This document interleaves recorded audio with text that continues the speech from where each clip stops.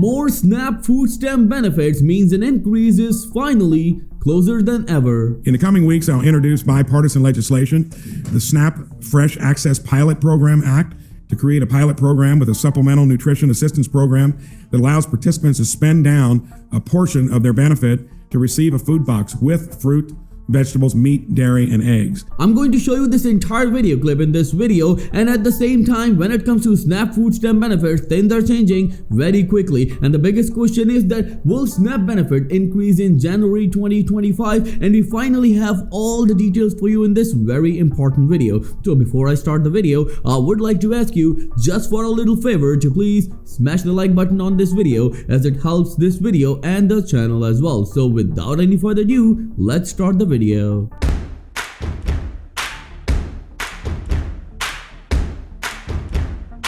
So let's not wait and move towards the very important updates that we have just received. Social Security benefits are set to go up in January 2025, but what about SNAP payments? Well, remember that if you receive SNAP food stamp benefits, then it seems like the increase is finally closer than ever. And the reason is simple, because finally the new administration is coming and they have promised something that no one is even talking about. They promise the elimination of Social Security tax, but how it's gonna affect your food stamp benefits? Well, stay with us because the details are something that you cannot miss. Social Security recipients will see more money in 2025 thanks to the cost of living adjustment or COLA. But what about Supplemental Nutrition Assistance Program or SNAP payments? Well, here's what you need to know. SNAP, formerly known as food stamps, provides monthly financial assistance to low-income families and individuals to purchase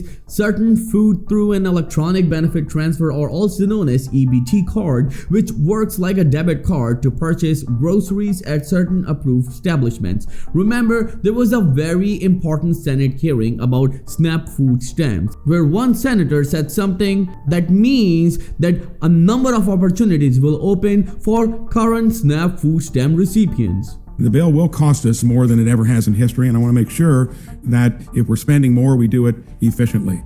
Earlier this year, when Secretary Vilsack testified before the committee, I asked him as a former governor if he was concerned with runaway spending, and he, like many of us, would be. So I think whenever we entertain any of this, we got to make sure that we're getting value out of whatever we're proposing. I ran a logistics and distribution business for 37 years and did it sustainably by keeping overhead low, being very aggressive and finding new ways of doing things, and was able to pay the bills and grow the company sustainably. I'd like to see some parallels here in terms of how we do things in our own federal government. As the committee drafts and considers the 2023 Farm Bill, I look forward to trying to incorporate these principles into it.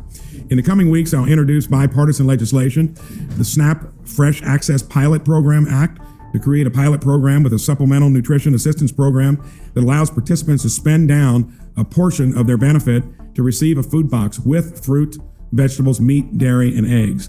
As we learned at this subcommittee's hearing last year on food as medicine, the private sector has a vested interest in using wellness and nutrition to decrease spending on remediation medically. So not only here, the private sector needs to pick up the slack and do that on their own account as well. This is going to be a very important decision for millions of Americans who receive food stamp benefits, because now they can buy cooked food, and of course these boxes will be a lifeline for millions of Americans. And remember, with the COLA increase means cost of living adjustment, SNAP food stamps are also increasing, and the number is 2.5%, but there are two bills that are there to increase the benefits even more, and I'll give you all the details about it. But this hearing is really important that we cannot miss a single second of that. So let's watch it, then I'll come back and break it down for you. This program checks each of these boxes by creating a new option within SNAP that allows recipients to exercise agency, and it also is going to let increases to healthy foods through SNAP. So I think it's got a two-pronged approach to it. Also plan to introduce legislation, the Hand Up Act, that will ensure SNAP is implemented in a way that measurably improves the employment outcomes of able-bodied Americans. Hand Up Act helps connect SNAP recipients with work by closing the loopholes the government has used to downplay the stability of employment by requiring states to focus on common sense outcome measures in their employment and training programs. Able-bodied adults without dependents are required to work, by law, to work, volunteer, or participate in a work program for at least 80 hours per month to keep their SNAP benefits. This work requirement has been in place since '96 and was passed with bipartisan support, including that of Senator Joe Biden. Today, 18 states, including California and New York, operate with full state waivers. And in fact, half of SNAP's ABA-WDs live in waived areas, many of which actually have low unemployment and ample job listings. I think this is an opportunity to find more employment and help feed those better that need it. We'll hear from our witnesses today about how SNAP can be improved to actually help recipients escape poverty, and I'm really looking forward to what each one of you has to say. Thank you, Mr. Chairman. Well, before I give you more details, there is a threat to SNAP benefit recipients as Center of Budget Committee finally revealed it. SNAP benefits are at risk of the theft due to insecure EBT cards, leaving families unable to buy groceries. Temporary measures to restore stolen benefit expired December the 20th. Congress must act to protect vulnerable households. Remember that if you have your SNAP cards, make sure they use it in a well-known stores and you don't give your cards to anyone even to charge your card, and you don't look away, because this is very important. Millions of beneficiaries are affected with these scams and frauds, so make sure that you stay informed and stay vigilant. But at the same time, when it comes to the details, and this is very important, how much money SNAP is sending each month? Remember, the last October, the maximum SNAP benefits allocation increased for the 48 contiguous states, the District of Columbia,